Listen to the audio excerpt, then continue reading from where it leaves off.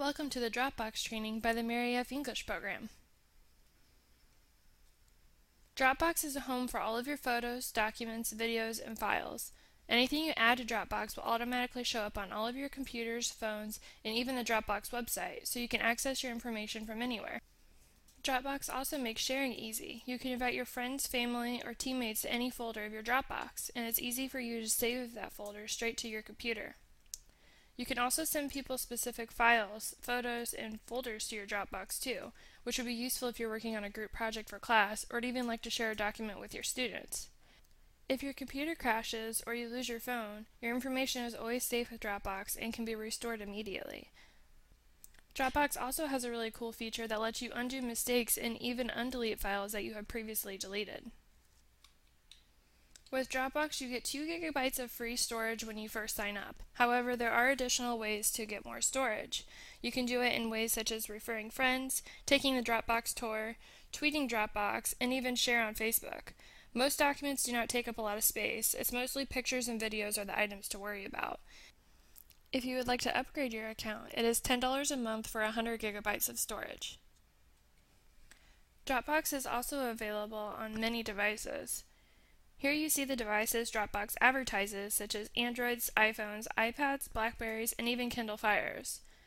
This link makes it easy to download Dropbox. The link can send a download link to your phone via email or text. Another way to download Dropbox onto your device is just to search for Dropbox in the application store. This is a screenshot of what Dropbox looks like when you first download it on your iPad. Here you see on the left, you can see your folders and any documents that you don't have in a folder.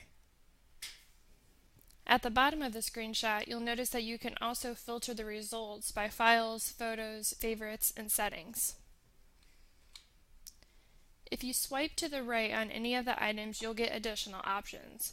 The first option allows you to open it with another program, such as Pages, or even Numbers if it's an Excel file. You can also favorite the item so it shows up in the favorite filter. You can move the item to a different folder, or you can even delete it. This last screenshot shows you the options available at the top of the screen. You'll see that you can upload a document that's stored on your iPad, you can create an additional folder, and you can even select multiple items to move, and you can also sort by date. Next will be a tutorial on how to access Dropbox on the web, access Dropbox on the computer, how to add a folder, move documents, share a folder, share a link to a folder, and sync documents across platforms. Dropbox can be accessed at www.dropbox.com. Here I already have an account, so I'm just going to go ahead and log in, but if you're just creating an account for the first time, you would just select Create an Account.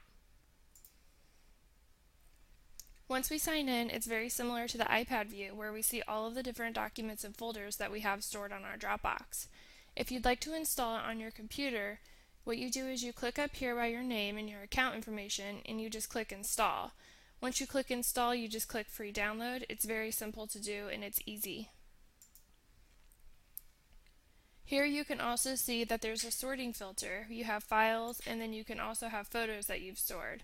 Here you can see that if you download it onto one of your devices, such as your computer, any photo that you download will automatically be saved.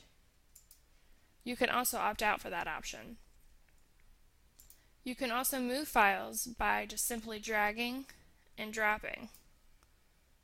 And it tells you one item moved to Psychology Group Project. You can also undo it if it was a mistake. And it just moves it exactly back to where it was. Here you'll notice on the bottom, I already have Dropbox installed on my computer. Whenever I make any changes, either on a mobile device, such as a tablet or a phone, or even the internet, it will alert me on my Dropbox that is installed on my computer. Another option when you're on the web is just to right-click an item and you can invite others to the folder, you can share a link, you can download the folder directly to the computer, delete, rename, move, copy, and you can even create a photo album. If we click here at the top, Invite to Folder, it asks you for an email address to send to your contact. It'll share the folder and they'll be able to access it. Another option, if you don't want anybody to be able to edit, is just to click here, Share Link. When you click Share Link, a different box will open and it'll also ask you for email addresses for those that you'd like to send it to. Once you type in the email address, you click Get Link, and it gives you a link for those to access it. If we go back to the home screen, you'll also see here on the side that there are shortcuts such as the links. It'll also show you all the links that are currently being shared. And you can also click on events, which tells you all of the different things that have been done on the Dropbox and when they were completed. If you click on the Get Started link, it gives you different options to receive more storage.